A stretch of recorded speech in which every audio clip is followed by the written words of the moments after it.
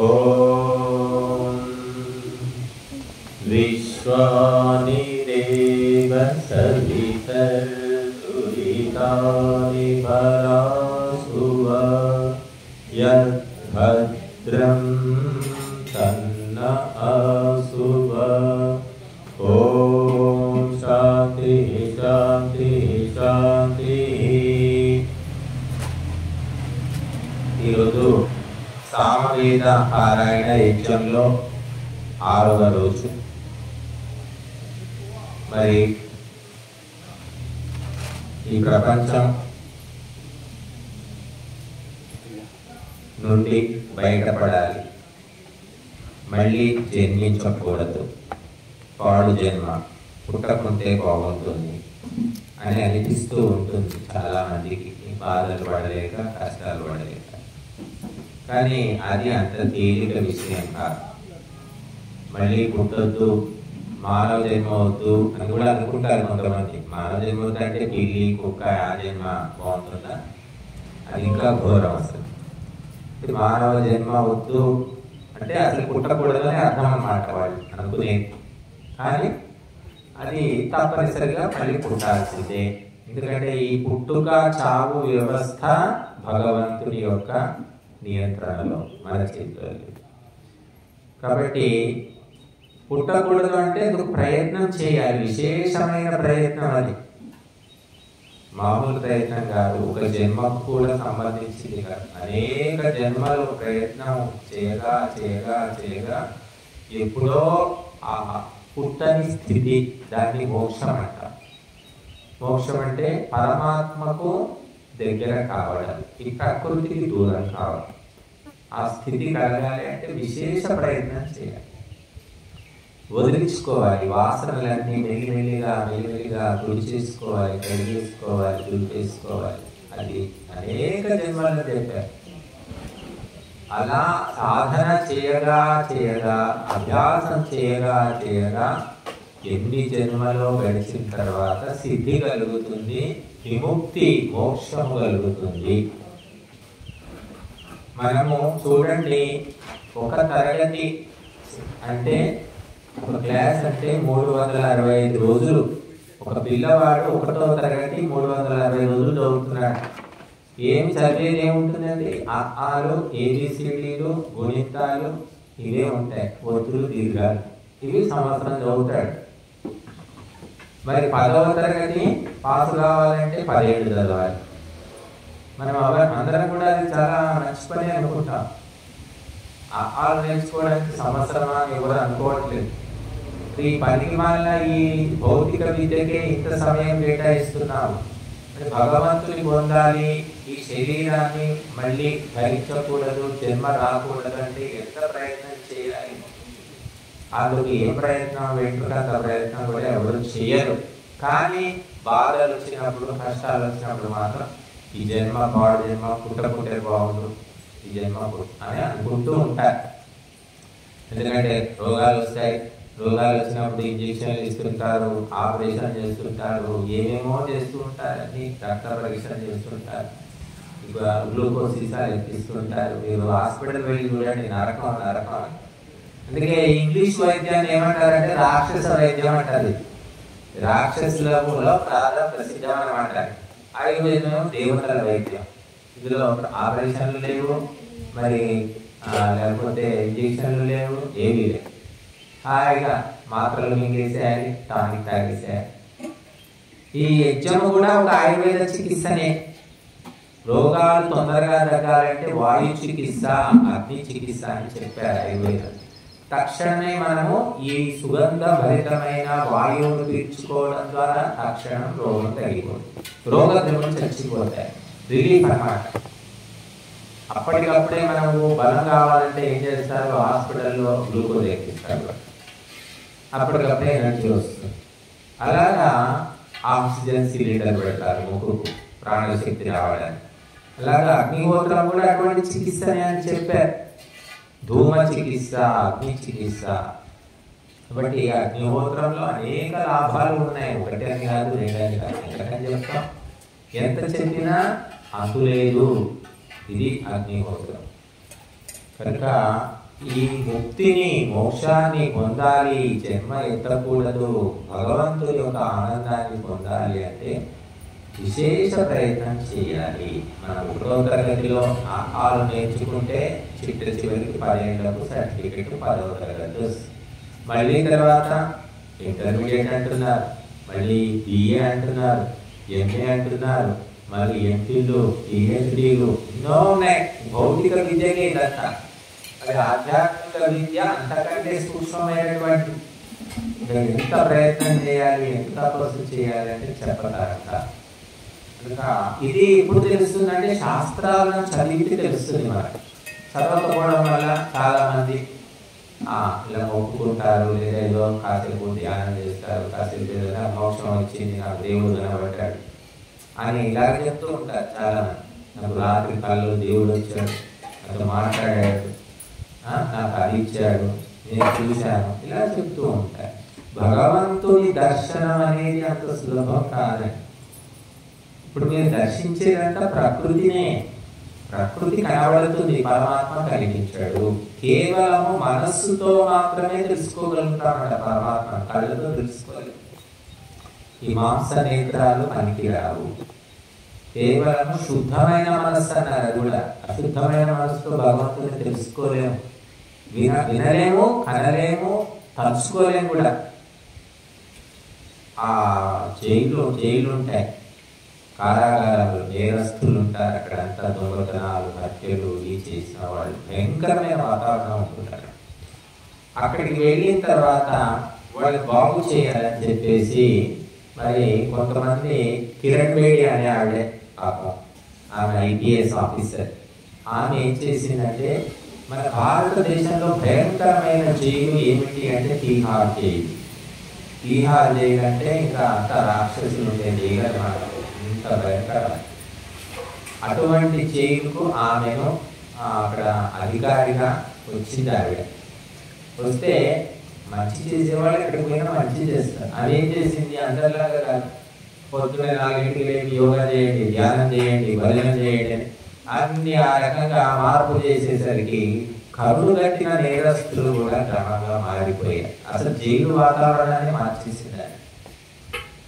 ఆ రకంగా మరి జరిగింది. కాబట్టి మనం కూడా ఏమిటంటే అంత కరుడు కట్టిన నేరస్తుల్లో మార్పు ఎప్పుడు వచ్చిందంటే అధికారం ఉన్న వాళ్ళు అక్కడ నియమాలను అమలు చేసినప్పుడు మార్పు వచ్చింది. మరి మన జీవితాల్లో ఎలా మార్పు వస్తుంది? మనకి ఎవరు అధికారులు ఉన్నారు, మన జీవితాలు ఎవరు చక్కదిద్దుతారు, ఇంటికి వచ్చి ఎవరు పరిశీలిస్తారు? మనం గాయత్రి మంత్రం చదువుతున్నావా, నీ పిల్లలకు నేర్లేవా, పొద్దున 4ంటికి వేస్తున్నావా, ధ్యానం చేస్తున్నావా, శాకాహారం తింటున్నారా, మీ ఆయన బుద్ధిమంతుడిగా ఉన్నాడా, పక్కదారి పడుతున్నాడా? ఇదంతా ఎవరు ఎంక్వైరీ చేస్తారు? ఎవరు చేయలేదు, ఎవరు అడిగే వీల్లేదు. కనుక ఎవరికి ఇష్టం వచ్చినట్టు వాళ్ళు చెలరేగిపోతూ ఉన్నారన్నమాట. అందువల్ల సమాజమే సంక్షోభంలో ఉంది. మరి రామరాజ్యం అంటున్నాం, రామరాజ్యంలో ఎవ్వరు కూడా, అందరూ బుద్ధిమంతులే, అందరూ సంస్కారవంతులే, అందరూ గుణవంతులే, అందరూ పండితులే, అందరికీ 100 ఏళ్ల ఆయుష్ ఉండేదట. ముత్తాతను ప్రతి ఒక్కరూ చూశారట. భర్త చనిపోయిన విధవలు ఎవరు లేరట రాముని యొక్క రాజ్యం. అందరూ కూడా పచ్చగా 10 కాలాలు బతుకుతూ ఉన్నారు. శోకం లేదు, విచగాలు లేదు, రోగులు లేరు. అంత గొప్పగా ఉండింది రామరాజ్యం. అంటే పాలకుడు, రాజు బుద్ధిమంతుడు, గుణవంతుడైతే అలా ప్రజల్లో మార్పు వస్తుంది. మనకేమో ఎలాంటి నాయకులు ఉన్నారు, ఎటువంటి అధికారులు ఉన్నారంటే చెడగొట్టేవాళ్ళు. దానివల్ల ప్రభుత్వమే దగ్గర నుండి చెడగొట్టినప్పుడు ఎవరు బాగు చేస్తాడు? కాబట్టి వాళ్ళు చెబితే అరణ్య రోదన అంటారు. అంటే అడవిలో ఏడిస్తే ఎవడొచ్చి కళ్ళు తుడుస్తాడు, ఎవడో ఊరుకోబెడతారు? చెప్పండి, ఎవ్వరు ఉండరు అక్కడ. అలాగా మాది అరణ్య రోదన లాగా అయిపోయింది. ప్రభుత్వమే సారా దుకాణం నడుపుతుంది, ప్రభుత్వమే మాంసం కొట్టు నడుపుతుంది, ప్రభుత్వమే వ్యభిచారం నడుపుతుంది, మొత్తం ప్రభుత్వమే. మరి ఇటువంటి పరిస్థితుల్లో కదా విద్వాంసులు, బుద్ధిమంతులు, పండితులు ఏం చేయగలుగుతారు అంటే అనధికారం అన్నమాట. మేము చెప్పేది ఏదో చెప్తాం అంతే. అధికారం ఉంటే వేరుంటుంది. అధికారం అంటే అందరూ వింటారు, అందరు దారికి వస్తారు. అధికారం లేకుండా ఊరికే చెప్తే వింటారు, వదిలేస్తారు, వాళ్ళ ఇష్టం. అందుకని దేశమంతటా కూడా సాధువులు, సన్యాసులు, సత్పురుషులు లేదని కాదు, బోలెడు మంది ఉన్నారు, చెప్తూనే ఉన్నారు మంచి మాట. ఏమే కొత్తగా చెప్పట్లేదు. టీవీలో భక్తి ఛానల్ తెచ్చినా కూడా మంచి మాటలే ఉంటాయి, చెడిపోయిన మాటలు కూడా చెప్పారు. కానీ అది విని వాడు ఆచరిస్తాడా? అసలు వినేవాడు తక్కువ అనుకోండి. విన్న వాళ్ళలో ఆచరించాలనే బుద్ధి ఎప్పుడో పుడుతుంది. అది వినగా వినగా వినగా వినగా ఎప్పుడు పుడుతుందో తెలియదు. పుట్టొచ్చు, పుట్టకపోవచ్చు కూడా ఈ జన్మలో. ఇప్పుడున్న వాతావరణం కొంతమంది మాకు చెప్పారు, మేము ఇలాగ పండితులు చెప్తే మాంసాహారం మానేస్తే మా చుట్టాలు, బంధువులు, ఆ ఫ్రెండ్స్ అందరూ కూడా వెలివేశారు, మిమ్మల్ని చాలా నీచంగా చూశారు, మిమ్మల్ని ఎవరు పట్టించుకోకుండా దూరం పెట్టారు, ఇవన్నీ బాధలు పడలేక మళ్ళీ మొదలు పెట్టామని నేను కూడా చెప్పాను. బట్ అలా ఉంటుందన్నమాట. ఒక వ్యక్తి బాగుపడితే అయ్యో నేనైతే ఎలాగో చెడిపోయా, నేను మంచిదారి బట్టే ఆ అవకాశం లేనే లేదు, పోనీ ఇతను బాగుపడుతున్నాడు కదా అని సంతోషించే బుద్ధి ఉన్నవాళ్ళు కూడా నూటికి ఒక్కరు కూడా లేదని చెప్పుకోవచ్చు. వెక్కిరిస్తారు, పీడన చేస్తారు, వ్యతిరేకిస్తారు, అడ్డుపులలు వేస్తారు. చాలా చోట్ల ఊళ్ళల్లో అయితే మరీ ఎక్కువ. ఎవడైనా కాస్త ఆశ్రమం, అబ్బో అయ్యగారు ఆశ్రమానికి వెళ్తున్నాడు, ఆశ్రమానికి కొత్తగా మొదలు పెట్టినా అయ్యాను, ఆశ్రమం పోయి ఏం సాధిస్తావు, ఏం చేస్తావు, సన్నాసులు కలుస్తావా, ఇలా మాట్లాడతారు ఊళ్ళల్లో.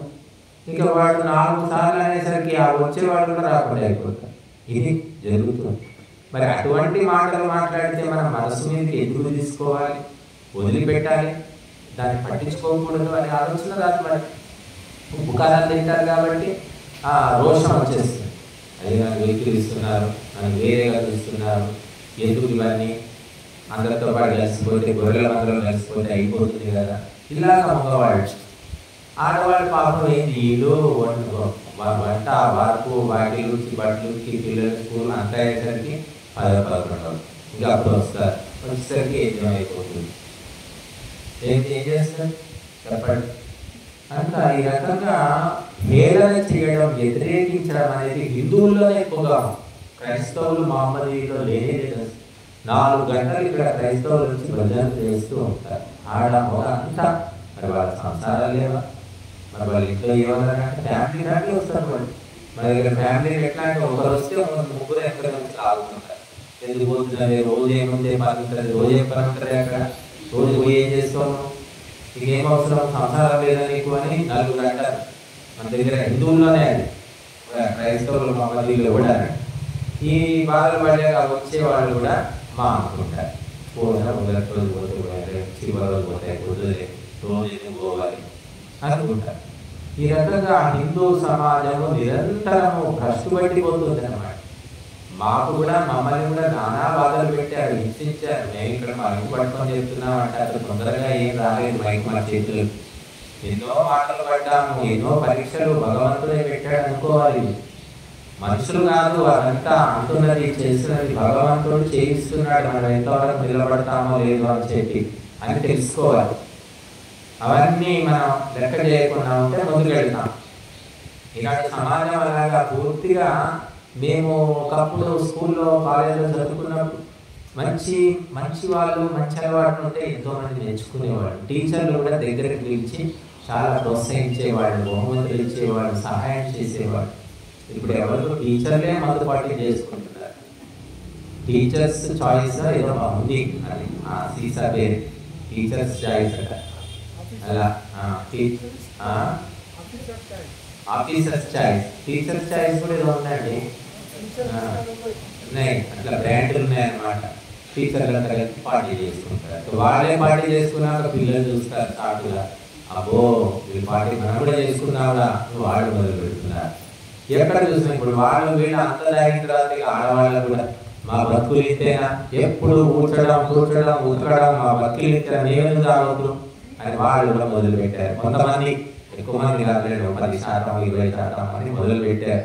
వీడియోలు కూడా పెడుతున్నారు. ఆడవాళ్ళు కూర్చొని అంతా చక్కగా మంచి చీరలు కట్టుకొని, బొట్లు పెట్టుకొని, చూస్తే సంప్రదాయంగా ఉన్నారు, మందు పార్టీ చేసుకుంటున్నారు మహిళా వాళ్ళు. ఇది కూడా వచ్చేసింది అన్నమాట. తెగులు అంటే ఒక చెడు అనేది పెరుగుతున్న కొద్దీ అందరికీ వ్యాపిస్తుంది. రోగం వచ్చిందనుకోండి, కరోనా అన్నారు, లేకపోతే ఎయిడ్స్ అన్నారు, ఎవరికి వస్తుంది మొట్టమొదలు అంటే బలహీనంగా ఉన్న వాళ్ళకు మొదలు వస్తుంది. వచ్చిన తర్వాత మెల్లిమెల్లిగా కొద్దిగా బలం ఎక్కువ ఉన్న వాళ్ళకు వస్తుంది. తర్వాత ఎంత బలవంతుడికైనా అది బాగా ముదిరిపోతే బలవంతుడు కూడా పట్టుకుంటున్నారు. అలాగా సమాజంలో అన్ని వర్గాలకు అంటుకున్నది రోగం. తాగడం, తినడం, డ్యాన్సులు చేయడం, ఎగరడం, దూకడం, ఇదే జీవితం అనుకుంటున్నారు. సరే ఏదో చేశారు కాదు, అదే జీవితం అంటారు వాళ్ళు. ఇదంతా వేస్ట్, ఎందుకు వస్తున్నారు వీరు అని ఎంతో మంది ఇలా అంటున్నారని మాకు వచ్చి చెప్పారు. మాకెలా తెలిసింది ఇలా? ఏమయ్యా మధ్య వచ్చేవాడు ఎందుకు రావడం లేదా అని ఏమడిగితే చెప్పవయ్యా చెప్పు ఏమైంది? ఏం లేదండి, మా ఊళ్ళో ఇట్లా అంతా వినిపిస్తుంటారండి, పడలేక నేనే రావట్లేదు చెప్తున్నారు వాళ్ళు. చూడండి, మంచి పనికి అనేక ఆటంకాలని శాస్త్రాలు చెప్పింది మన ప్రత్యక్ష నిదర్శనం ఇదే. శ్రేయాంసి బహు విఘ్నాని. మనము ఒకరిని కాపురం నిలబెట్టకపోయినా, ఒక మనిషిని నిలబెట్టకపోయినా చెడగొట్టద్దు అంటారు. బాగుపడే వాడికి అడుగులు వేయడం. వాడు ముందే కొత్త కాబట్టి వాడు వెనక్కు తగ్గిపోతాడు, మానుకుంటాడు. అదే కాస్త అలాగే తట్టుకొని ముందుకు వెళ్ళిపోతే ఎవరేమీ చేయలేదు. కనుక అది మనుషులు తెలుసుకోవాలి. ఒక సమయము కేటాయించడము ధార్మిక కార్యక్రమాలకు అనేది చాలా అరుదుగా జరుగుతుంది ఇప్పుడు. ఒకప్పుడు బోలెడు మంది కనిపించేవాడు. మరి ఏదైనా కార్యక్రమం ఏంటంటే బోలెడు మంది అంతా కలిసి వంటలు చేసేవాళ్ళు ఊరి వాళ్ళే. మాకు హైదరాబాద్లో కూడా ఎంతో మంది కుటుంబాల నుంచి మేము ఇలాంటి కార్యక్రమాలు ఇక్కడే కొత్తగా ఉన్నా హైదరాబాద్లో బోలెడు చేసాం. ఫ్యామిలీ వచ్చి సర్వీస్ చేసేవాళ్ళు, పిల్లలతో సహా ఉండేవాళ్ళు, అక్కడి నుంచి స్కూల్కి వెళ్ళేవాళ్ళు. అది మెల్లిగా ఈ సెల్ ఫోన్ వచ్చిన తర్వాత మెల్లిగా అందరూ కట్ అయిపోయారు. కాబట్టి దానివల్ల ఏమి లాభం ఏమిటి, ఉన్నది ఏమిటంటే ఏమిటో మరి వాళ్ళకి తెలియాలి. ఇంకా మనిషి కుర్చించుకొని పోతూ చిట్ట చివరికి ఏమైపోతున్నాడంటే బావిలో కప్ప కూడా కాదు, ఒక చిన్న కుంటలో కప్ప.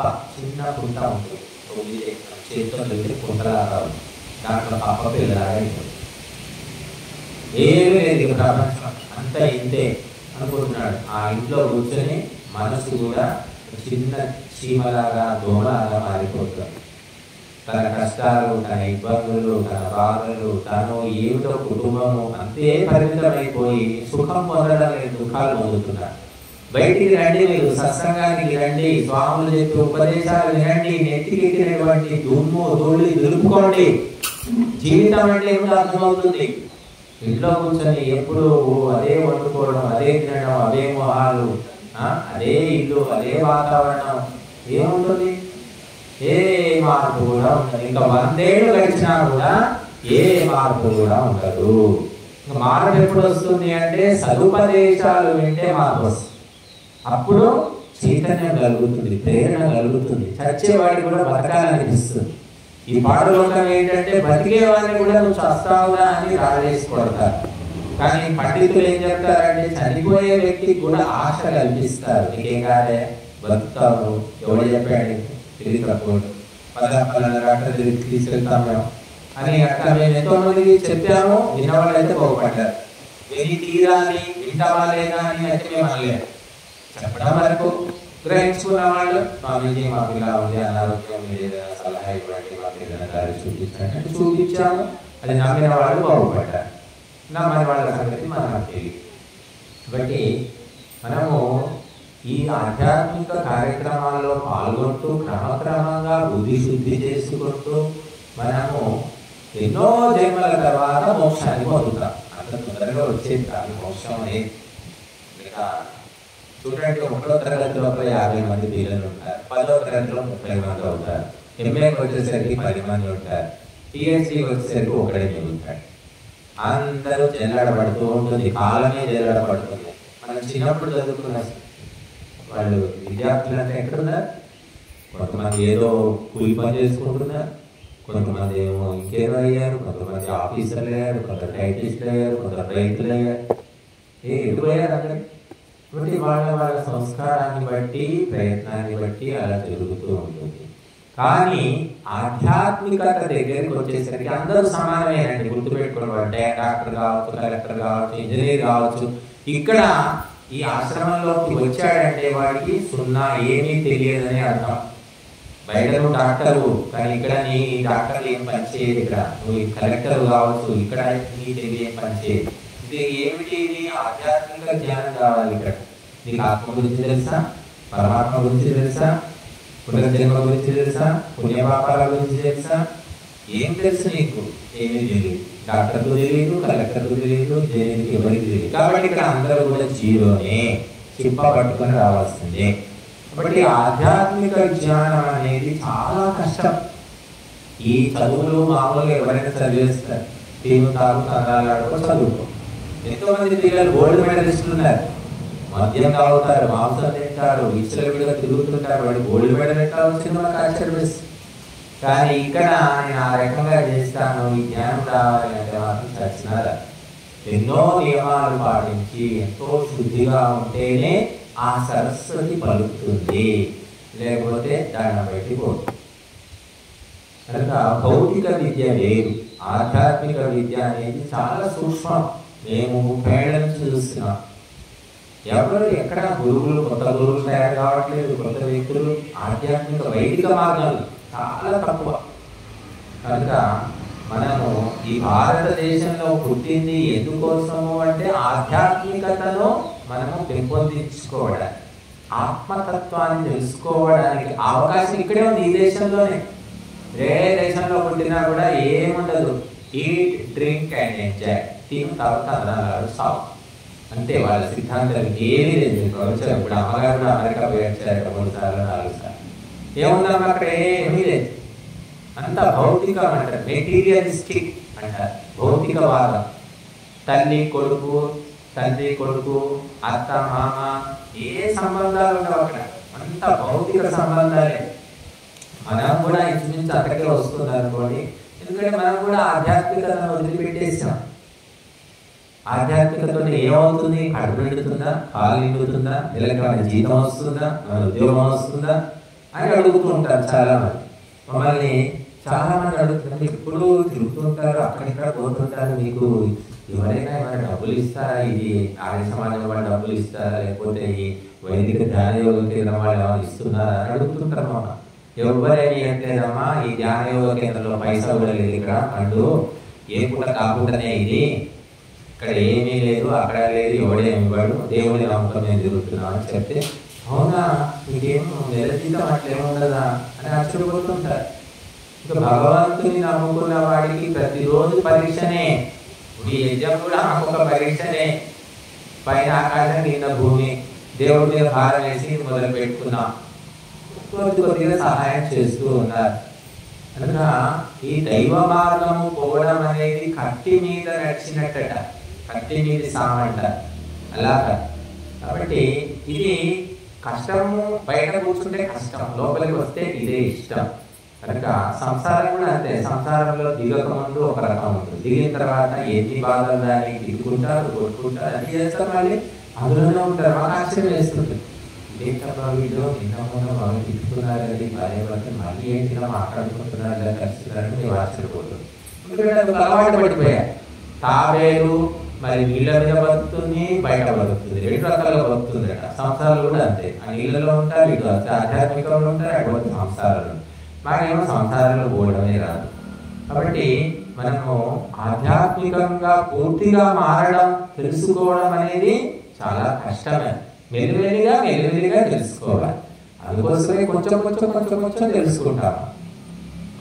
మనిషి కూడా అంతే, కొద్దిగా సంపాదించుకుంటూ, జమ చేసుకుంటూ, పొదుపు చేసుకుంటూ మెల్లిగా వాడు లక్షాధికారి కోటీశ్వరుడు అవుతాడు. అరే మా కాళ్ళ ముందు ఎదిగేందుడు, గాలికి తిరిగేటోడు వీడు లక్షాధికారి కాళ్ళ తిరుగుతున్నాడు అని ఆశ్చర్యపోతారు.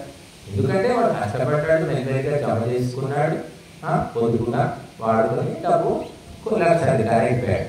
అలాగే ఈ జ్ఞానం కూడా రోజు కొద్దిగా అగ్నిహోత్రాలు పాల్గొంటున్నారు, సేవ చేస్తున్నారు, అలుపుతున్నారు, ముగ్గులు వేస్తున్నారు, యజ్ఞపాత్రలు కడుగుతున్నారు. ఇలాంటి చిన్న సేవలు ఏవో చేసుకుంటూ వినుకుంటూ స్వాహ స్వాహ అనుకుంటూ, ఇది ఒక క్లాస్ అనుకోండి. తర్వాత కొద్ది కొద్దిగా పైకి పెడుతూ ఉంటాం మనం. అసలు 1వ తరగతి చదవని వాడికి 10వ తరగతి పాఠం అర్థం అవుతుందా? గాయత్రి మంత్రమే రాదు, మృత్యుంజయ మంత్రము రాదు, రాని వాళ్ళు కోట్ల మంది ఉన్నారు ఈ దేశంలో. కోట్లు. కొంతమంది వచ్చినా కూడా స్పష్టంగా రాదు. మొన్న మేము హైదరాబాద్ లో 21 రోజులు క్యాంపు పెట్టాం. పురోహిత శిక్షణ శిబిరం 21 రోజులు. అందరూ వచ్చారు, శాస్త్రపుస్తకం చదువుకున్న వాళ్ళు, జ్ఞానం ఉన్న వాళ్ళే. అప్పుడు ఉచ్చారణ ఎవరి సరిగా లేదు, స్పష్టంగా చెప్పలేకపోతున్నారు మంత్రాలు. వాళ్ళని శుద్ధి చేయలేక మేము దండం పెట్టాం. ఇంటికి పోయి ప్రాక్టీస్ చేసుకున్నామా, ఇక్కడ నేను మిమ్మల్ని బాగు చేయలేము అని చెప్పాను. అశుద్ధి ఎందుకంటే దోషం, ఆహార దోషం, సంస్కార దోషం, ఎన్నో దోషాలు అన్నమాట. కనుక స్పష్టమైనటువంటి వాక్కు రావాలి అంటే ఎంతో తపస్సు చేయాలి, ఆహార నియమం కావాలి, ప్రయత్నం చేయాలి, సాధన చేయాలి. అప్పుడు స్పష్టమైన వాక్కు వస్తుంది. ఇంకా స్పష్టమైన వాక్కు ఉన్నప్పుడు ఏది కష్టం కాదు. చూడండి, మరి కరాటే, కొంతమంది కరాటే నేర్చుస్తారు, జూడో నేర్చుస్తారు, కుంఫు నేర్చుస్తారు, ఇంకా మార్షల్ ఆర్ట్స్ ఏమేమో నేర్చుస్తారు వాళ్ళు. మనకు ఒక్కటి కూడా రాదు, కనీసం కరాటే తిప్పడం కూడా రాదు. వాళ్ళు అన్నీ నేర్చుస్తారు, మనం ఆశ్చర్యపోతాం. అలాగా నీకు ఎప్పుడైతే బుద్ధి శుద్ధి కలుగుతుందో, వాక్ శుద్ధి కలుగుతుందో, నీకు కష్టం ఏమీ లేదు. ఏదైనా చెప్పగలుగుతావు, ఏదైనా విప్పగలుగుతావు, ఏదైనా తెలియజేయగలుగుతావు, అన్నీ నీకు అర్థమైపోతాయి. ఈ స్థితి రావాలి అంటే మనం కొన్ని వదిలేసుకోవాలి. వదిలేసుకుంటున్న కొద్దీ ముందుకు వెళ్తాము. కాబట్టి మరి ఆధ్యాత్మిక మార్గంలో పోవడమే మానవ జీవితానికి అంతిమ లక్ష్యం కూడా. ఏమీ లేదు. ఒక రాజ్యాన్ని ఏలిన మహారాజు కంటే ఒక గోచి పెట్టుకున్న భిక్షగాడు, ఒక సన్యాసి గొప్పవాడని నమ్మే దేశం ఇది. ఒక మహారాజు కూడా, మహారాజుకు ఏముంటుంది? కిరీటం ఉంటుంది, దండం ఉంటుంది, ఆభరణాలు ఉంటాయి, రకరకాల ముత్యాలహారాలు ఉంటాయి, సింహాసనం మీద. అటువంటి వ్యక్తి ఆయన వశిష్ఠుడు, విశ్వామిత్రుడు, ఇంకెవరో వస్తే లేచి స్వాగతం పలుకుతాడు, కూర్చోబెడతాడు, సింహాసనం మీద కూర్చోండి, నేను పక్కన కూర్చుంటాడు.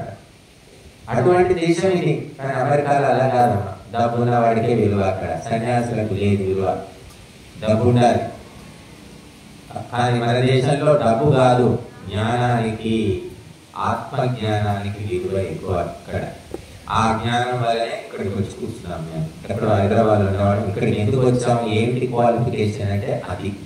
దానివల్ల వచ్చాము. ఇక్కడ ఎవ్వరు మమ్మల్ని సిఫారసు చేయలేదు, ప్రమోట్ చేయలేదు, మమ్మల్ని తీసుకొచ్చి ఏదో కూర్చోబెట్టాలి.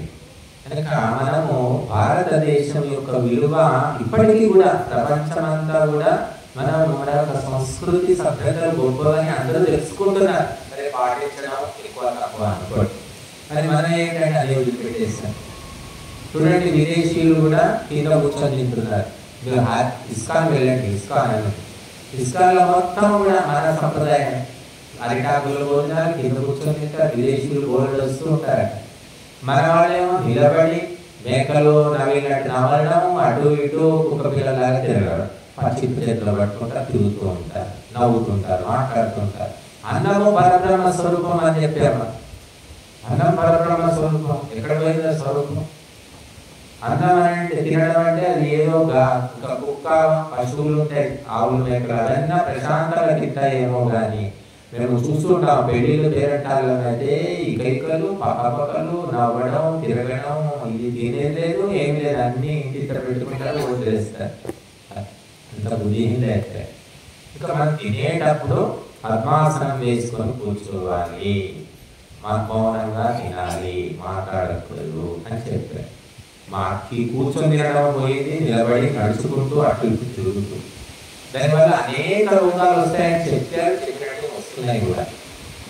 కాబట్టి మనము ఆధ్యాత్మికత అంటే అనేక రకాలైన సంస్కరణ జరగాలి. ఆహార విహార వ్యవహారాలు, ఆచార విచార సంచారాలు అన్నీ మార్చుకుంటేనే అప్పుడు ఆధ్యాత్మికత. సూక్ష్మం అన్నమాట, ప్రతి ఒక్క విషయంలో సూక్ష్మంగా ఉండడం. కనుక అటువంటి సూక్ష్మ బుద్ధి. అందుకే ఇప్పుడు పాట పాడారు, దేవాని గతి నాకిన్ను సూక్ష్మ సుమతి. సూక్ష్మ సుమతి మధ్య లేదు ఇక. సుమతి ఎక్కడ, సూక్ష్మ సుమతి ఎక్కడ, మతి కావాలి. ఒకప్పుడు అష్టావధానం చేసేవాళ్ళు ఈ దేశంలో. శతావధానం, సహస్రావధానం. అష్టావధానం అంటే ఏంటి? 8 మంది పండితులు అడుగుతుంటారు ప్రశ్నలు.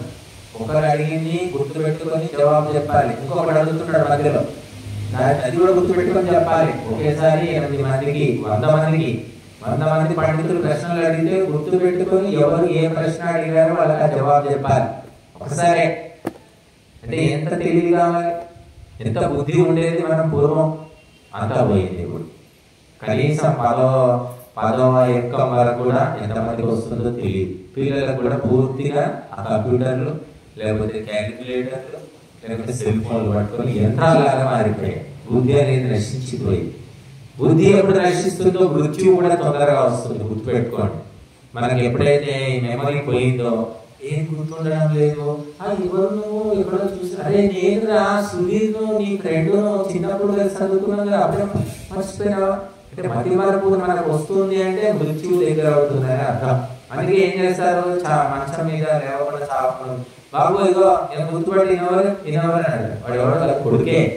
ఆ కొడుకును కూడా గుర్తుపట్టలేదు అంటే ఎవరు భయకాలం నిలబట్టింది అని తెలిసిపోతున్నారు. కాబట్టి మనం అందరం కూడా బుద్ధిని పెంపొందించుకోవాలంటే ఆధ్యాత్మికత మాత్రమే మనకు శరణ్యము. ఆధ్యాత్మిక మార్గంలో ఉన్న వ్యక్తి బాగా తినేదేముండదు, కానీ బాగా బుద్ధి ఉంటుంది. గుర్తు పెట్టుకోండి. మామూలు లౌకికమైన పనులు చేయడానికి ఏమో శారీరక బలం కావాలి, బుద్ధి అవసరం లేదు పెద్దగా. కానీ ఇక్కడ వేదాలు, శాస్త్రాలు, ఉపనిషత్తులు అర్థం చేసుకోవాలి, మంత్రాలు చదవాలి, చెప్పాలి. ఇవన్నిటికీ కూడా విశేషమైన బుద్ధి కావాలి, మామూలు బుద్ధి సరిపోదు. కాబట్టి మనం ఆధ్యాత్మికత అనేది అంతిమ ధ్యేయం, అంతకు మించి ఏమీ లేదు, అదే లాస్ట్ అన్నమాట. కాబట్టి అంత స్థితికి మనం చేరాలంటే కొంత ప్రయత్నం చేసుకోవాలి. ఒక రోజులో ఏది కాదు, ఒక జన్మలో ఏది కాదు. కాబట్టి మీరందరూ కూడా అప్పుడు ఇప్పుడు అలా ఇలా వస్తూ పోతూ మెల్లిమెల్లిగా మనము కొంత అంటించుకొని ఈ జన్మ బంధనాల నుంచి ఉత్తమ జన్మలు పొందేందుకు ప్రయత్నం చేయాలి. ఉత్తమ జన్మలు వచ్చినప్పుడే మనం మోక్షానికి దగ్గర అవుతాం. కాబట్టి ఒకసారిగా ఉత్తమ జన్మలు రావు. కొంతమంది పుట్టగానే వాళ్ళు ఎంతో సంస్కారంతో పుడతారు, ఆశ్చర్యస్తున్నారు. కొంతమంది ఎంత నేర్పినా కూడా రాదు, సంస్కారమే రాదు. అసలు ఎంత చెప్పి విసిరెత్తిపోతాను, వాడికి మాత్రం వంట పడ్డారు. ఇప్పుడు ఆ పుట్టుకతో రాముని వంశం, ఆ రఘువంశంలో ఎవరికి చెప్పకుండానే వాళ్ళకంత పుట్టుకతో సంస్కారం ఉంటాడు. ఇలా కూర్చోవాలి, ఇలా మాట్లాడాలి, ఇలా పెద్దలతో మెలగాలి, ఇది ఈ రకంగా చిన్నపిల్లలతో ఇలా ఉండాలి, బ్రాహ్మణులను ఇక్కడ సత్కరించాలి, గురువులతోటి ఎవరు చెప్పలేదు. వాళ్ళు పుట్టుకతో కడుపులో పుట్టడమే అలా పుట్టారు అని ఆ రఘువంశం చెప్తుంది. జన్మ సంస్కారం అంటారు. ఆ జన్మ సంస్కారం అంటే మంచిది ఉంటుంది, చెడు ఉంటుంది. ఎవరిని ఏ తల్లిదండ్రులు నేర్పిస్తారు? కూర్చోబెట్టి మందు తాగుబాబు అని నేర్పిస్తారు. మరి వాడు ఏ నేర్చుకుంటున్నాడు? ఏ తల్లిదండ్రులు నేర్పడాయే, ఏ గురువు చెప్పడాయే? ఈ పాటల వాటిని ఎవరు నేర్పిస్తున్నారంటే బుద్ధి దోషం వల్ల వాడు అటే పోతుంటాడు అనమాట. మంచి మాటలు కూడా కఠినంగా అనిపిస్తాయి. నీ ఒక్కరి కోసం చెప్పట్లేదు కదా, ఇక్కడ 100 మందికి చెప్తున్నాను, ఇక్కడ నాకే చెప్తున్నాడు అనుకుంటాడు వాడు. అందుకని ఒక ద్వేషం అనేది ఏర్పడు, వ్యతిరేకత వస్తుంది. స్వామీజీ ఎప్పుడు పనిలేదు, మాట్లేదు, ఇవే చెప్తుంటాడు, అవే చెప్తుంటాడు అంటే మరి అదే చెప్తాడు పాఠము. 1వ తరగతి మాస్టారు 1వ తరగతి పాఠమే చెప్తాడు, 5వ తరగతి మాస్టారు 5వ తరగతి చెప్తాడు. నువ్వు 1వ తరగతి మారు, 5వ తరగతి వచ్చిరా, 5వ తరగతిలో మారితే పాఠం మారుతుంది. రావడమే మానేసుకుంటావు, అది నడుస్తుంది. కాబట్టి ఆధ్యాత్మికతను మనం పెంపొందించుకొని మోక్షాన్ని పొందడం అనేది మాత్రం అది ఎన్నో జన్మలకు జరిగేది. కాబట్టి కొంత వస్తూ బుద్ధి శుద్ధి అవుతుంది. మేము కూడా మొదట్లో ఏదో సంస్కారం కొంత ఉండేది, కానీ సబ్జెక్టు తెలియదు. సంస్కారవంతులు సబ్జెక్టు మెల్లిమెల్లిగా తెలుసుకుంటారు. కాబట్టి పాత్ర శుద్ధి అయినప్పుడు అది పరమాణం వండుతారు. పాత్రనే శుద్ధి లేనప్పుడు పరమాణం ఎవడు వండుతాడు? ఇప్పుడు మొట్టమొదటి సంస్కారం కావాలి. సంస్కారం ఉన్న వాడికి తొందరగా వంట పడుతుంది. కాబట్టి ప్రతి మనిషిలో ఉంటుంది, మంచి సంస్కారం ఉంటుంది, చెడ్డ సంస్కారం ఉంటుంది. కాకపోతే మంచి సంస్కారం ఎప్పుడు బయటపడుతుంది అంటే మంచి వాతావరణంలో ఉన్నప్పుడు మంచి సంస్కారం బయటకు వస్తుంది, చెడు వాతావరణంలో ఉన్నప్పుడు చెడు సంస్కారం వస్తుంది. కాబట్టి మనం అందుకోసమే మంచి వాళ్ళతో సాంగత్యం చేసి మంచి సంస్కారాన్ని పెంచుకొని మనము ఆధ్యాత్మిక ఉన్నతిని సాధించుకోవాలి. ఇది ఎవరికి వారు సాధించుకునేది, ఒకరికి వస్తే ఇంకొకరికి వచ్చి రాదు. మమ్మల్ని ఇలా చూసి మా కుటుంబ సభ్యులు కూడా ఈ స్థాయిలో లేరండి. ఎందుకంటే వాళ్ళు సాధన చేయలేదు, ప్రయత్నం చేయలేదు. వాళ్ళు ఎందుకు వాళ్ళ స్థాయిలో వాళ్ళు ఉన్నారు. మమ్మల్ని చూసి మా వాళ్ళు మా కుటుంబీకులంతా గొప్ప స్థాయిలో ఉంటారు అనుకోకండి. వాళ్ళు మీలాగా మీ స్థాయిలోనే ఉన్నారు వాళ్ళు. కాబట్టి ఎవరు ప్రయత్నం చేస్తే వాడు ముందుకు వెళ్తాడు. కాబట్టి మనము ఆధ్యాత్మికతకు కూడా కొంత సమయాన్ని కేటాయించుకుంటే మనం బాగుపడతాం.